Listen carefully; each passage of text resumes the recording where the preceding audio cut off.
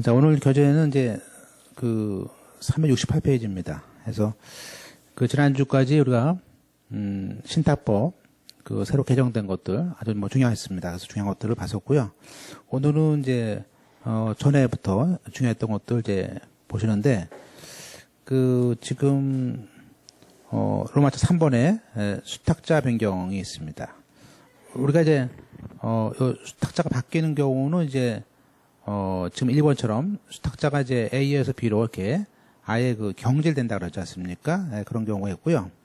그 다음에 이제 오른쪽 2번처럼, 수탁자가 여러 명일 때, 그 중에 한 명이 바뀌는 경우가 있습니다. 그래서, 먼저 경질에 따른 등기는 이제 우리가, 한마디로, 지금 이게 수탁자 소유로 지금 돼 있기 때문에, 일단 공동 신청을 하는 것이죠. 그래서 보시면 이제, 신탁 행위로 인해서, 신탁 행위로 정한 바에 따라서, 계약에 정한 바에 따라서, 수탁자의 임무가 종료되고, 새로운 수탁자가 취임했을 때, 해서 주로 취임이라든지, 사임이라든지, 계약상실, 보통 이제 취, 자, 사, 이런 것들일 때는, 새로운 수탁자하고 종전 수탁자하고 공동으로 하는 것인데요. 가끔 이제 우리 시험에서 물어보는 게 뭐냐면, 이 공동 신청이 있고, 단독이 있는데, 단독이란 말은 이제 종전 수탁자가 이제 없기 때문에 하게 되는 것이죠. 그래서 오른쪽 보시면 주로, 사금 한파 해가지고 사망, 금치산, 한정치산, 파산, 해산, 이런 경우에는, 새로운 수탁자가 하는 것이죠. 그래서, 공동이냐, 이제 단독이냐, 이제 그것 정도 볼 수 있고요. 그리고 이제, 그 다음에, 물론 이제, 합병했을 때라든지, 그럴 경우에도, 존속회사라든지 설립된 회사가, 단독을 하는 것이고요. 3번처럼 이제 법원을 통해서 또, 관청을 통해서 주로 이제 공신탁이지만, 그때 해임했을 때는 법원에 의해서 촉탁을 하는 것들 알 수 있습니다. 그리고 이제 원인 일자는 이제 원인은 새로운 수탁자가 취임했다, 선임했다 그런 걸 쓰는 것이고, 수탁자의 경질을 이유로 하는 것이겠죠. 그때 이제 필요한 첨부 서류는 이제 첨부 정보는, 임무 종료라든지, 수탁자의 선임에 대한 것들을 들 수 있습니다. 그래서, 물론 이때는 이제 소유권이 넘어가는 것이니까 종전 수탁자의 인감증명이 필요합니다. 두 번째, 여러 명의 수탁자 중에서 한 명이 임무가 종료됐을 때가 있거든요. 그럴 때는, 우리가, 수탁자가 여러 명일 때는, 우리가 합의로 봅니다, 합의로. 그래서 우리가, 지난번에 배웠던 합의명의 변경 등기를 우리가, 한다 정도로 아시면 되고, 여기 있는 걸 너무 자세히 아실 필요는 없습니다. 왜냐면, 지금 이제 개정된 분이 많이 나오기 때문에, 해서, 다시 한번 여러 명의 경우에 그 중에 한 명이 바뀌었을 때는 합의명의 변경이다. 그래서 그런데 우리가 A1, A2, A3다. 이렇게 수탁자가 3명이면 이게 합의자가 됩니다. 그래서 한 명이 빠졌다. 그러면 이제 합의명인 변경 등기다 그런 뜻이에요. 결론 마시면 될 것 같습니다. 역시 단독이냐 주탁인데 그렇게 크게 중요하지 않고요. 로마서 4번에 넘어가서요. 자, 신탁 원부란 것이 있습니다. 그래서, 신탁 계약서에 내용들이 다 여기 들어있는 것인데, 원부에 대한 기록이 바뀌었을 때도, 우리가 신청하는 경우가 있고요. 또, 법원을 통해서 하는 경우도 있는데, 일단 여기서 이제 수탁자가, 그쵸? 주로 이제, 신청을 해서 바뀌었다는 기록을 주로 이제, 하는 것인데, 주로 이제, 양가리 2번처럼 그 안에 있는 수익자, 신탁 관리인, 이런 사람들. 그래서 위탁자의 수익자의 이름, 주소, 그런, 어떻게 바뀌었을 때, 하는 것이다 볼 수 있고요. 그 다음에 이제, 3번처럼 아예 위탁자의 지위 이전에 따라서, 지위가, 옮김에 따라서도 바꿀 수 있고요. 그 다음에 이제, 2번처럼 법원의, 오른쪽입니다, 오른쪽에. 법원이나 주무관청에 촉탁에 의한 경우도 있고요. 그렇게 어렵지 않습니다. 그 다음에 이제 쭉 가겠습니다. 자, 신탁 등기 말소인데요. 이제 말소는 이제, 로마자 5번입니다. 372페이지. 신탁재산을 이제 처분하거나, 그죠? 그래서, 귀속했을 때, 다시 이제, 물론 두 가지가 있죠. 보시면 이제, 수탁자가 그 신탁재산을, 제3자에게 처분한 경우도 있고요. 또, 아니면 위탁자나, 수익자에게 다시, 돌려주는 거. 이걸 우리는 귀속에다 말을 쓰는데요. 그래서, 우리가, 보시면, 예컨대 A1에서 B1으로 이렇게 신탁을 했어요. 그래서, 수탁자가 됐습니다. 그래서, 이렇게 제3자에게 처분을 하는 경우도 있고요. 또, 원래의 A1 또는 A2 같은 수익자. 그래서, 원래 위탁자나 수익자에게 다시 돌아가는, 이런 등기. 이건 이제 우리가, 귀속이다. 라는 말을 써요, 표현을. 그래서 처분이다, 귀속이다 이런 표현을 쓰는 것들 좀 주의해 보시고요. 물론 아예 자기 거, 이 B1이 자기 고유 재산이 되는 것이 있죠. 그죠? 그래서 분양하고 남은 것들이 그 조합거 되는 것처럼. 자, 그러면 이제 우리가 거기 보시면 이제 372페이지에 처분과 귀속인데, 자. 수탁자가 다시 한번 일과 시청입니다.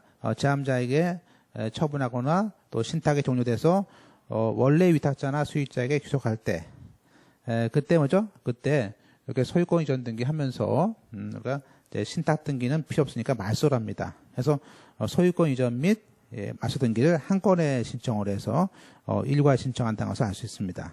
그죠? 그러니까, 이때 처분 신탁이라든지 이렇게, 신탁에 대한 그 귀속일 때는 신탁 등기 말소하고 권리 등기를 같이 해야 되는데 따로따로 했을 때, 그럴 때는 각하 수리할 수 없다. 그것들을 알 수 있습니다. 그 다음에 이제 우리가, 양가로 2번에 이제, 신탁 재산에 대해서, 만약에 신탁 재산에 대해서, 만약에 이제 요거 한번 잘 보세요. 선례를. 한번 나왔던 기출문제인데, 지금 위탁자, 지금 여기 A죠. 지금 그 A1이라는 그 위탁자에 대한 채권자입니다. 돈 받을 게 있어요. 그러면 그 위탁자의 채권자가 위탁자를 상대로 판결문을 얻습니다. 근데 사실은 이제 이 위탁자의 재산이 신탁이 되는 바람에 조합으로 넘어갔어요. 그러면 따라서 재건축 조합이라는 그 수탁자 앞으로 소유권 등기 냈기 때문에 이때는 압류할 수 없겠습니다. 그때는 결국에는 결국에 조합원이 이제 그 위탁자 A1 겸 수익자겠죠. 그 조합원에 대해서 일단은 그 대여금, 1억이다 해서 대여금 판결 받겠죠. 그 대여금 판결을 받습니다. 그런 다음에 채권자는, 다시 그 수탁자가 나중에 A한테, 즉, 수탁자 B가 그 A한테로, 신탁자산 귀속이 될 때, 죠? 그때 소유권 이전 및 소유권 등기 말소 청구권을 대위행사할 수 있다는 것이죠. 그래서 우리가 수탁자 앞으로 요 등기를 이렇게 대위해서 한 것들. 그래서 요 A의 채권자, A1의 채권자가 K가 요 B1이 A1에게 되는 조합이 요 A1한테, 즉 위탁자에게 넘어가는 요 소유권 이전 플러스 뭐죠? 신탁 등기 말소를 이걸 대위에서 넘겨놓고, 물론 이제 압류치겠죠. 이렇게. 그런 것들을 알 수 있습니다. 그래서 그 선례 하나 보시고요. 그죠? 그 다음에 이제, 넘어가서, 2번처럼 이제 신탁 재산이 수탁자의 고유 재산이 됐을 경우도 있겠죠. 그래서, 우리가, 신탁 재산이 이제, 조합원들에게 다, 이제, 거기 위탁자인 조합원들에게 다 주고 남은 것, 그런 고유 재산일 때, 그때 자기 앞으로 등기한 것들을 알 수 있습니다. 그때도 마찬가지로 거기 보시면 신탁 행위로 허용되어 있거나 수익자의 승인을 받았다는 그 인감증명을 첨부하고 등을 해서 또는 법원에 허가를 얻어서 또 수익자에게 통지도 해서 그런 정보해서 수탁자의 고유 재산으로 된 뜻의 등기를 하면서 이제 비고유 재산이다. 그런 뜻의 등기하면서, 신탁 등기, 말소 등기를 같이 하죠. 이것도 이걸 해서, 하는 걸 알 수 있습니다. 자, 이제 끝으로, 과거에 역대 나왔던 기출문제는 여기 6번에도 많이 있었습니다. 그래서 한마디로 이제 앞에서 하셨지만 이게 신탁 등기 함으로써 요 신탁에 반하는 등기를 할 수도 없을 뿐만 아니라 요 위탁 이 A1에서 B1으로 이미 소유권이 넘어갔기 때문에 A1에 대한 등기 의무자로 하는 그런 각종 가압류, 경매, 그죠? 또는 친합 처분을 할 수 없다는 거. 그런 압류 금지 문제가 지금 여기 있죠. 그래서 그래서 고의가 이제 2번인데요. 자, 1번은 이제 신탁 목적에 반하는 것. 그런데 이미 신탁 등기가 됐으면요. 신탁 목적이 있을 거 아닙니까? 그래서 따라서 수탁자를 등기 의무자로 등기가 돌았을 때 등기관은 과연 그 등기 신청이 이게 수탁자 피의고 개인기 아니니까 그 신탁 목적에 반하느냐 안 하느냐를 봐서 수리를 하지 않는 것들을 알 수 있어요. 그죠? 물론 이때 신탁 목적에 반하지만 않는다면은 그냥 등기할 수 있기 때문에 뭐 위탁자의 동의는 필요 없습니다. 어차피 소유권은 누구 겁니까? B 거니까. 그죠? 따라서 등기관은 그 등기 신청이 들어왔을 때 신탁 목적에 반하지만 않는다면 수리를 하는 거예요. 그죠? 그다음에 이제 문제는 뭐냐면 이제 처분 제한 등기죠. 그래서 등기관이 그러면 등기관이 이 수탁자를 등기 의무자로 하는 각종 가압류, 가처분, 경매, 뭐 임의경매, 조탁 등기 등이 들어왔을 때는 이것은 우리가 수리합니다만 언더라인 친 것처럼 페이지 넘어가서 위탁자를 등기 의무자로 하는 그런 것은 이제 소유권자가 아니기 때문에 그러한 등기는 수리할 수 없다라는 것은 이제 구구절절히 나왔던 것이고요. 다만 그 밑에 보세요. 중간 패러프에 다만 그 신탁 전에 그 신탁 계약 전에 설정된 뭐 저당권, 담보권에 의한 경매, 또 신탁 전에 결정된 가압류에 관한 경매 같은 것들은 그때는 그 위탁자를 등기 의무자로 할 수도 있습니다. 나가서 우리가 신탁에 대한 소유권 등기가 됐더라도 그러면 이 위탁자에 대한 파산이 들어왔을 때 그 파산 선고될 수 있습니다. 그래서는 안 됩니다. 그래서 위탁자에 대한 경우도 역시 파산 선고에 대한 등기도 우리가 수리할 수가 없습니다. 그죠? 또 나가서 우리가 위탁자가 이제 신탁 재산에 대해서 취득을 함으로써 과거에 A라는 사람이 과거에 A라는 사람이 위탁자가 취득세를 안 냈습니다. 그렇지만 그것이 신탁법상 신탁에 의해서 취득세에 의해서 세금 압류를 하지 않았다면 앞서 신탁법 21조 소정에 신탁 전에 발생된 권리가 아니라면은 그건 압류할 수 없다. 그런 얘기죠. 따라서 우리가 양수인인 수탁자 일단 수탁자 명의로 A에서 B로 이렇게 신탁했다는 소유권 등이 됐다면 우리가 그에 대한 채권을 가지고 수탁자에 대해서 세금의 체납처분 압류 안 된다. 것들을 알 수 있습니다. 자, 결국에는 이제 우리가 신탁법에 따라서 집행이 허용합니까? 안 한가에 대해 그 허용 여부에 대해서는 우리가 신탁 자산에 대한 그 집행 단계에서 집행법원이 이제 심사를 해야 되겠죠. 그래서 만약에 가령 수탁자에 대해서 경매가 들어왔다면 일단은 그 등기를 이제 수리는 해야 되는 것이다. 그런 얘기고요. 그 다음에 이제 우리가 하필에 대해서 이제 앞으로도 나오겠지만, 우리가 신탁이라는 것은 이제 우리가, 여러 명의 그 조합원들이 이렇게 있지 않습니까? 소유자들이. 그러면 이렇게 A1부터 뭐 100명까지, 그 어떤 100명 정도의 조합원이 있다. 그러면 그 조합원들이 그 신탁 어떤 주택을 건설하기 위해서 조합에다가 이제 신탁으로 등기를 하고, 따라서 신탁 사업이 끝날 때까지는 그 소유자들의 권리 변동에 대해서는 일체의 변동이 바뀌지 않는 것이죠. 그죠? 그게 맞는 법률이겠죠. 그러면 이제 문제는 뭐냐면, 여기 있는 보통 이런 땅들은 이제 건물을 철거한 다음에 새로운 건물을 짓게 되는데, 이 땅에 대한 소유는 결국에는 각자 공유로 되고, 또 하나는 문제는 뭐냐면, 각자, 단독 소유일 수도 있겠죠. 자, 근데 문제는 뭐냐면, 우리가 이제 토지를 합필할 때는 이제 제한이 뭐냐면, 자, 소유권자가 같아야 됩니다. 즉, 여기서 100번지 토지하고 옆에 있는 100-1이다. 그럼 이건 A 거고 B 겁니다. 이렇게 소유권자가 다르면요, 합필이 안 됩니다. 그런데 보통 이렇게 주택 단지 같은 경우, 재건축 단지라든지 재개발 같은 경우는요, 소유자가 다릅니다. 그래서 그런 경우, 그러니까 원래 그 신탁, 원래 일반적으로는 합의할 수 없지만, 우리가 이 신탁법에 따라서는 어떤 신탁 사업을 위해서 쓰는 거라면, 일정한 요건 하에서는, 합의가 가능하다. 그래서, 보세요. 일단, 소유자가 다르면 합의할 수 없다가 답입니다. 보세요. 원칙은 불가하다. 즉, 신탁 등기된 토지에 대해서는 합의할 수 없다. 왜냐하면, 소유자가 다르다. 이런 얘기예요. 그죠? 그죠? 그래서, 한마디로 뭐죠? 맨 끝에 그 위탁자가 다 다르다. 그런 뜻이 됩니다. 다만 이제 예외로, 우리가, 주택법처럼 이제 주택건설사업계획 승인, 즉, 어떤 공동주택을 얻어서 좀 이렇게 하는 경우라든지, 그런 경우에는, 우리가, 재건축사업이라든지, 또 공동주택 20세대 이상의 건설을, 주택을 건설공급했을 때, 그럴 때는, 입주자 모집 공고 승인을, 그때 말씀드렸습니다. 그래서, 입주자 모집 공고 승인이 됐다든지, 그런 경우에는, 우리가 예외적으로 합의할 수 있지 않느냐라는 것이 그 스토리입니다. 그래서, 그때는, 이번처럼 위탁자, 즉 소유자가, 다시 한번 위탁자가 상의해도, 우리는, 합의할 수 있다가 답이 되는 거예요.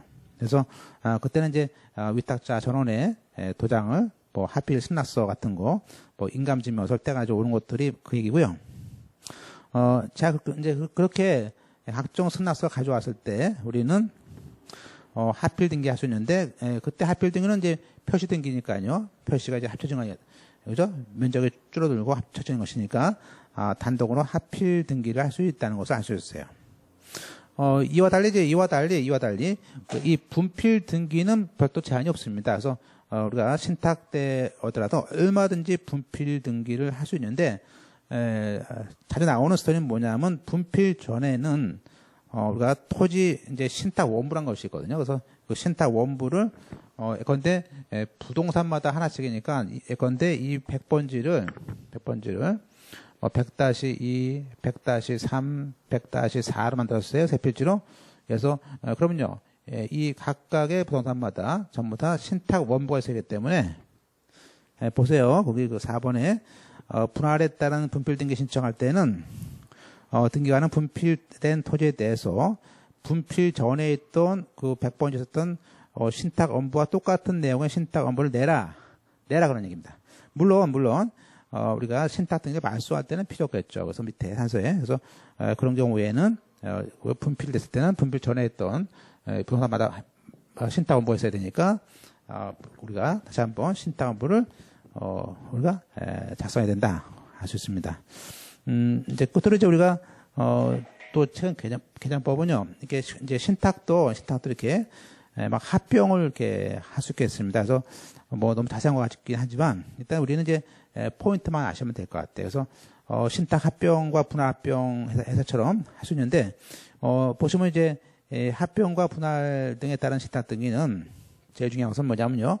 이게, 여기 뭐죠? 조합의 그 수탁자가 똑같아야 된다는 거예요. 그래서 옆에 있는 이렇게 해서 이 수탁자가 같을 때만 우리가 이제 합병할 수 있다 정도로 보시고요. 나머지는 뭐 거기까지 보시면 우리가 많이 했습니다. 그래서 보시면 지금 자료 교재에 377페이지 보시면 그 합병 모습 보여주고 있죠. 그래서 소유권 이전 가지고 수탁자가 2012년 3월 4일 날 신탁 계약을 해가지고, 대한부동산 신탁이 되어 있지 않습니까? 되어 있는데, 이것을 다른 신탁 목적으로 합필했습니다.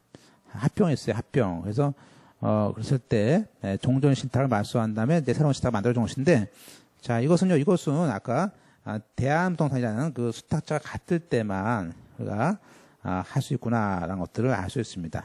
그래서, 그 정도 보시고, 나머지는, 물론 이제 기출문제 중에서 이제, 지금 공익신탁의 경우는요, 공익신탁은 공주께 오시면 되는데, 주무관청이 이제 행정부죠. 그래서, 공익신탁은 법원이 하는 것이 아닙니다. 틀렸죠? 하는 것이 아니고, 사익신탁의 경우에만 법원이 관할하고요. 공익신탁의 경우는 이제 주무관청의 감독권이 있습니다. 그것도 알 수 있고요. 그 다음에, 3번은, 그때 신탁자, 돈 같은 경우, 이 돈을 모아서 처분해서, 우리가 수탁자가 나가서 부동산을 취득했을 때, 그때 취득했을 때는 소유권 이전 등기하고 소유권 이전 등기하고 신탁 등기를 동시에 신청할 수 있습니다. 있는데 이걸 따로따로 동시에 할 수도 있고 또 따로 할 수도 있다. 그때 봤었습니다. 그래서 따로 했을 때 대위하는 거 봤었고요. 그리고 이제 4번에 수탁자가 임무가 파산되거나 한년 지난되면요. 그때는 우리가 이제 어쩔 수 없이 아니요, 위탁자가 아니고 수탁자가 단독 신청으로 하는 것을 알 수 있고요. 그리고 5번처럼 여러 개일 때 부동산마다 별개의 신탁 업무를 낸다는 것들은 뭐 매번 나왔던 것입니다. 그리고 이제 다음 페이지 7번에 여러 명의 수탁자 중에서 일부가 임무가 끝났을 때는 우리가 합의명인 변경 등기를 하는구나 정도 알 수 있고요. 그렇지만 8번처럼 수탁자가 갑에서 을을 받겠다. 즉 수탁자의 경질에 따른 등기는 반드시 소유권 이전 등기입니다. 그래서 보통 이제 외우실 때는 경질 소리 이렇게 외우시긴 하는데, 자, 경질에 따른 등기는 소유권 이전 등기입니다. 자, 8번 보시고 또 뒤에 보지만 이제 신탁의 경우에도 농지 같은 경우는 반드시 농지 취유 자격증명이 필요합니다. 자, 이제 끝으로 이제 최근 설례 2014년도 설례인데요. 아까 이제 우리가 지난번에 우리가 유언 대용 신탁에 들어왔다고 하지 않습니까? 그래서 우리가 유언 방식으로 하는 것이 아니고 실제 신탁 계약서를 통해서 한다 그랬었습니다. 그래서 거기에 위탁자가 사망을 했습니다. 근데 아마 생전에 유언 대용 신탁을 통해서 그 재건축으로 된 그 재건축을 해서 새로운 건물로 신축했을 때 아마 그걸 받기로 했던 것 같아요. 그랬을 때 그러면 그때 이런 유언 대용 신탁에 따라서 그 수익자 명의로 소유권 등기가 가능하다 봤던 것이죠. 그래서 거기에 바로 수익자로 하는 소유권 등기를 바로 할 수 있다 정도 보시고요. 보시면 이제 거기 위탁자가 사망하면은 A 아파트의 소유권은 수익자 누구에게 준다 이런 식으로 약정을 한 거예요. 그렇죠? 따라서 이때 그렇게 했기 때문에 그죠? 그래서 수탁자 명의로 소유권 등기하고 또 신탁 등기 했었습니다. 그래서 조정법상 그 재건축 절차가 되고 그 아파트가 이제 몇실 철거를 하고 신축된 건물을 들어왔는데, 그렇다면 그것이 그 구분 건물 새로 신축된 구분 건물도 뭐라고요? 신탁 재산에 속한다는 거예요. 따라서 위탁자가 사망한 때 가서 그 신탁 계약에 따라서 수탁자를 의무자라고 하고 수익자를 권리자라고 가지고 신탁 재산 처분에 따른 소유권 등기를 해주면 되는 거다. 그죠? 그죠? 해서 다 할 수 있습니다. 물론 이제 그때 구분 건물이 이제 관리처분 계획이 끝나고 이전 고시까지 끝나야 되는 것이겠죠.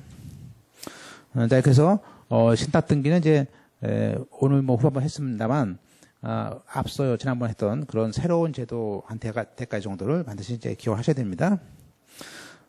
자, 이제 신탁과 비슷한 게 또 이제 민법상 뭐가 있습니까? 우리가 보통 명의신탁이라는 얘기 나오는데, 여기 명의신탁은 이제 사실은 실제 소유자가 아니고 명의만 넘기겠다라는 것이죠. 이제 그런 것인데, 일단 골자는 우리가 이게 부동산 등기 실명제하고 어긋나는 것이죠. 그래서 각종 규제를 받겠죠. 그래서 타인의 명의를 이용해서 탈법, 세금을 안 내거나 또 투기, 은닉 등을 하기 위한 것인데, 이건 이제 부동산 등기 특별조치법에 의해서 그 탈법 행위를 금지시키겠다. 그리고 제재를 하겠다 해가지고 올해죠, 좀 이제 1995년 됐습니다. 그래서 꽤 됐죠, 이제. 그 다음에 이제 그래서 이제 우리가 그 당시 95년 7월 달부터 됐던 건데, 그 당시 이런 명의신탁 계약도 무효고, 그래서 그에 따른 신탁 등기도 다 무효로 하겠다라는 이제 그런 이제 골자였습니다. 이제 그러다가 이제 이번에 그 기존 명의신탁, 그러면 이제 그 당시에 95년 전에 있었던 것들은 과거의 것들은 이제 1년 동안의 그 유예 기간 내에 원래 명의자 앞으로 등기하라라는 것을 규정했습니다. 그래서 그 당시 96년이죠. 그 L자 지우시고 우리가 등기를 하면 이제 유효하다 이렇게 바꿨었고요. 자, 그러면서 이제 지금도 우리가 이 명의신탁이 있는 경우가 이제 네 가지 경우인데 예외가 있습니다. 그래서, 우리가 보통, 네 가지 정도를 두고 있는데요. 첫째 돈 빌릴 때 많이 하지 않습니까? 그래서, 보통, 양도담보라든지 가등기 담보 같은 거 할 때, 돈을 빌리면서 일단 명의를, 채권자한테 넘겨주고, 나중에 안 갚았을 때, 그, 담보권에 의해서 소유권을 넘기도록 이렇게 할 수 있는 것이고요. 그 다음에 이제, 그 유명한 상호명의신탁, 이 상호명의신탁이라는 구분 소유적 관계도, 그죠? 실제 등기부산 명의는 공유지만 서로가 서로한테 상호명의신탁을 하고 있는 거예요. 이것도 우리가, 이것도 처벌받지 않고 인정되고 있습니다. 그리고 나중에 이제, 한 번에 지난번에 배웠던 신탁, 또, 신탁이라든지 또는, 자본시장, 금융투자업에 따른 법률에 따라서 신탁, 판정하죠. 신탁된 것도 예외다. 그죠? 아까 이렇게 해서, 우리가 보통 양가 상신 이렇게 보시면 되겠어요. 양도담보, 가등기담보, 상호명신탁, 신탁. 이렇게 상신, 이렇게 네 가지가 예외가 되겠습니다. 가끔 이제 예외가 양가 상신 네 가지인데요. 우리가 이제, 두 가지, 부부끼리는 보통 명의신탁 많이 하지 않습니까? 그것도 허용하지 않는 얘기고요. 그 다음에 또, 종중 같은 경우도 명의신탁이 많아요. 종중한테한테. 그래서, 그 두 가지의 경우는 특례를 인정하는 것인데, 예외가 네 가지고요. 특례가 두 가지가 되는데, 특례는 이제 종중에 대해서, 명의신탁은 원래 금지되지만, 종중 종중원 중에서 한 명 했을 때는, 그것이 조세포탈, 집행면탈 같은 것들이 아니라면, 그런 명의신탁은, 무효가 아니다 해서 8조에 따라서 우리가, 종중에 대한 재산에 대한 경우, 또 부부의 경우, 그런 경우에는, 우리가, 이 8조라는 조문에 의해서 일정한 목적에 어긋나지만 않는다면은, 무효는 아니다 해서 두 가지입니다. 그래서 종중과 부부 간의 그 명의신탁을 인정했습니다. 물론 이제 이 명의신탁 유형에 따른 분류는 이제, 우리가 이제 이자가 있느냐, 삼자가 있느냐, 또는, 계약명의신탁이냐, 이런 방법이 있는데, 이건 아마 여러분이 민법서 많이 뵀던 것인데, 계약명의신탁은 뭐예요? 계약명의신탁은 것은 이제 일단, 명의신탁, 이제 보시면, 거기 보시면 박스에, 일단 병 앞으로, 등기가 돼 있어요. 이제 그러면 이제 그것을 우리가, 을이라는 사람이 계약을 합니다. 그죠? 그래서 그러면 그때는 아예 계약서도, 계약서 자체도, 을이 계약하고, 을 앞으로 등기를 하는 것이죠. 실제는 갑이 되면서, 이런 것들은 이제 계약 자체에 대한 명의신탁이라고 보고 있는데요. 근데 이제 보통 경우는, 보통 그 계약은 자기가 하고 등기만 남에게 넘기는 것이 많지 않습니까? 그래서 그런 계약 명의신탁과 등기 명의신탁이 다르구나 할 수 있고요.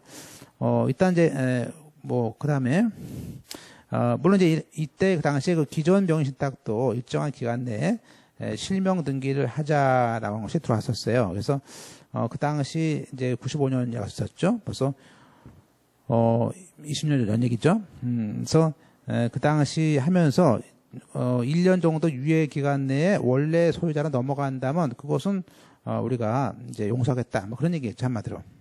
다만 이제 그러면 만약에 이렇게 이게 A에서 B로 명의신탁 했는데 그 당시 실명법상 그럼 다시 B에서 A로 등기를 1년 안에 하면은 B에서 A로 원상회복 등기 해주겠다. 그런 건 용서하겠다. 그런 건 죄 없게 하겠다.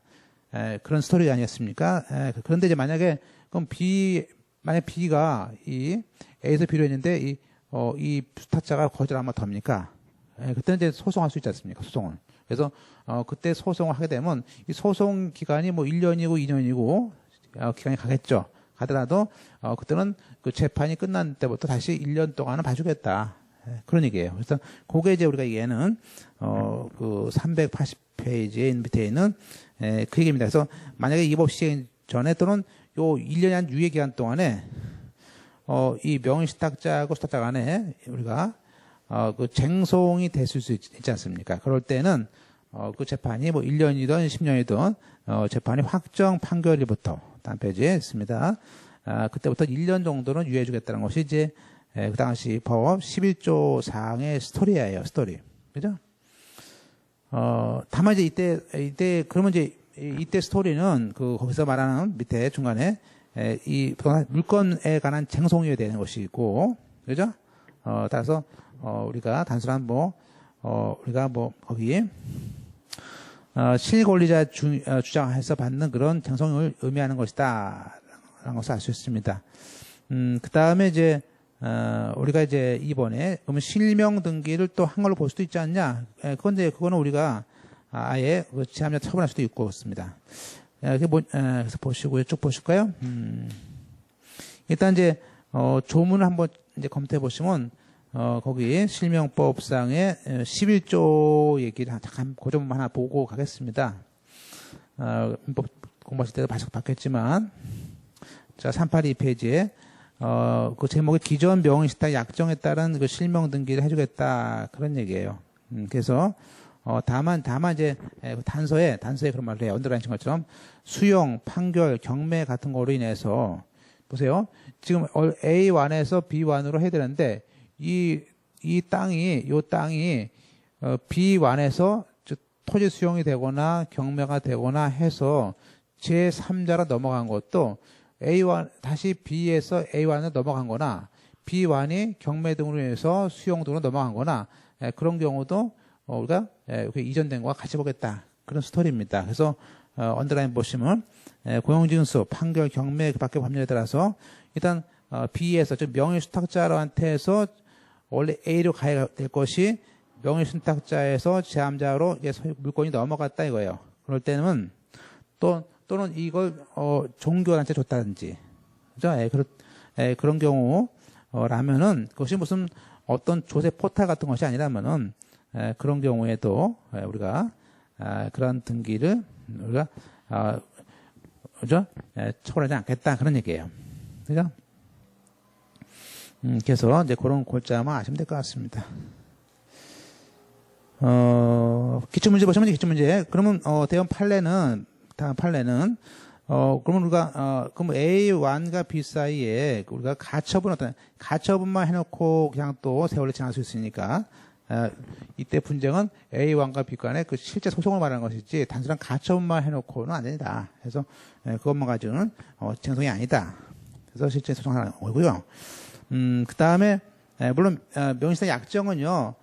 우리가 이 명의신탁 약정은 사실은 이제 두 사람끼리 문제고, 그죠? 그래서 이걸 이제 처분했을 때 행위죄가 된다든지 이런 거고 두 사람 문제인데 문제는 뭐냐면 이것을 팔았을 때, 그죠? 이걸 팔았을 때 그때는 선이든 악이든 관계없이 제함자는 보호받습니다. 그래서 거기 선악불문하고 그 명의신탁 약정에 대해서는 보호받는 것을 알 수 있어요. 그죠? 그 다음에 다만 또 주의할 것은 그러면 만약에 그 3번을 펼치고 보세요. 그럼 명의신탁이 됐는데 그런데 지금 우리가 A에서 이렇게 B로 명의신탁했습니다. 그러면 이 사람이 죽었어요. 그러면 죽었을 때 이 상속인들이 역시 뭐죠? 여기 신탁자에게 이 원상 회복해야 할 의무가 있는 겁니다. 즉 이 사람이 계속 상속인도 수탁자의 지위를 승계한다고 보는 거예요. 그렇죠? 그래서 우리가 거기 보시면 잘 보세요. 명의신탁된 물건이 상속돼서 다시 여기 B1에서 C1으로 넘어갔다. 그렇게 넘어갔을 때는 그것도 혹시 실명 등기를 해줘야 됩니다. 즉 상속인들이 얘한테 실제 권리자 명의로 등기를 해줘야 된다. 아셨어요? 그래서 상속은 그대로 수탁자의 지위를 승계한다 보시면 돼요. 잘 보시고 그다음에 이제 그러면 이런 신탁 등기, 실명 등기를 위반했을 때 어떻습니까? 그래서 이건 보통 이제 실명 등기 위반했을 때는요. 보통 이제 판결 중에 이것을 알았다. 그랬을 때는 이제 법원에 고발도 됩니다. 고발도 되고요. 현재는 12조에 보면 이제 우리가 5년 이하의 징역과 2억 원 이하의 벌금 제도로 이렇게 좀 진행되고 있습니다. 그래서 그다음에 이제 그러면 이제 문제는 뭐냐면 이번에는 명의신탁 해지를 했을 때 우리가 해지. 자, 그럼 이제 우리가 지금 이거예요. 우리가 그러면 두 가지입니다. 지금 지금 그래서 A1과 A하고 B 간에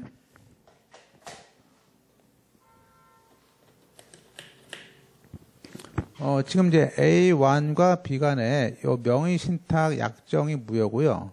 또 A1에서 갔던 등기도 무효가 됩니다. 그죠? 따라서 이 사람 B는 A한테 소유권을 넘겨줘야 되는데 문제는 뭐냐면요. 보세요. 명의신탁에 대한 이것이 무효라면 무효인 등기에 대해서는 그 계약을 우리가 해지할 수가 없는 거예요. 무효인 등기는. 계약이 유효할 때 해지니까. 그래서 따라서 이 무효인 등기에 대해서 다시 B에서 A로 그죠? 이전 등기를 하긴 하겠지만 이때 이전 등기는 명의신탁 해지를 원인으로 해서는 안 됩니다. 그거는 유효를 하기 때문에 그래서 보시면요. 중요한 것은 3번이에요. 로마자. 그래서 원칙적으로 그 실명법은 명의신탁 약정이 무효 아닙니까? 그러니까 무효니까 마치 유효한 것처럼 봐서 신탁 해지를 하는 소유권 등기 또 신탁 해지에 대한 마수 등기가 안 된다는 거예요. 그것은 55조 2호 즉 지금의 29조 2호겠죠.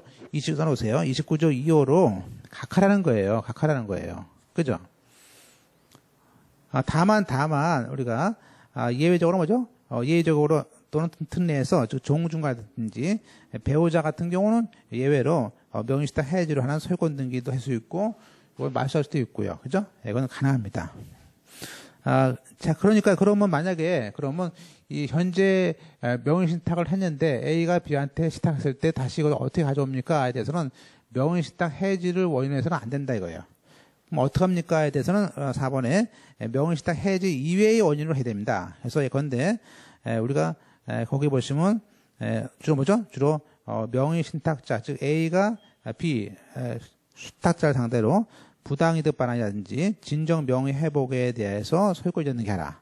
또는 소유권에 관한 방해 청구로서 말소하라. 그래서 부당이득이라든지 말소라든지 이런 진정 명의 회복을 통해서 해야 되는 것이지 우리가 해지를 할 수 없다는 것들이 아주 중요한 얘기입니다. 그죠? 자, 판례 보세요. 따라서 우리가 명의신탁이 무효가 되는 일반적인 경우에 그렇죠. 해지에 대상이 되는 그 계약이 유효하지 않으니까 존재하지 않는다고 보는 겁니다. 따라서 실명법 11조에 그 1년이라는 유예 기간 내에 실명 등기를 안 했다라는 것은 그 유예 기간이 경과한 날부터 그 약정도 무효고 그에 따른 등기도 즉 물권 변동도 무효다 이거예요. 그러니까 명의신탁자 A는 B에 대해서 더 이상 명의신탁 해지를 원인으로 하는 소유권 이전 등기를 소송으로 구할 수 없다 그런 뜻이에요. 그것이 99년 판례 일관의 판례고 만약에 그 유예 기간 후에 이러한 등기 신청이 있다면 지금의 29조 2호죠. 55조 2호는 절대 무효로서 각하가 된다는 것입니다. 그죠? 그 다음에 이제 우리가 한 두 개 더 보고 이제 쉬겠습니다. 그러면 우리가 명의신탁 계약 자체를 무효로 해서 말소를 하면 어떻게 되느냐 그런 얘기예요. 그죠?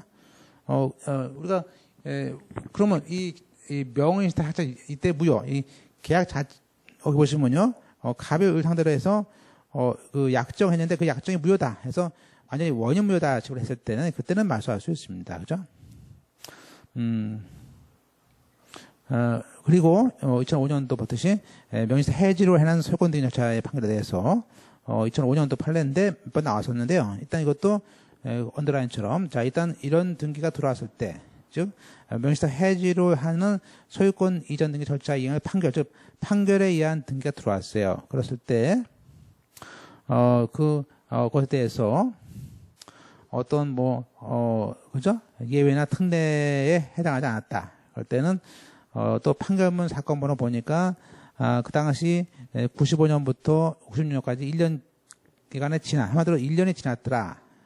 건데 또는 판결 주문을 보니까 이를 보니까 또 명의신탁 약정일 이후다 했을 때는 등기관이 심사를 해서 각하를 하도록 하고 있습니다. 그래서 또 잘 보시고요. 자 이어서 이제 우리가 구분 건물 쪽으로 좀 보겠습니다. 좋습니다.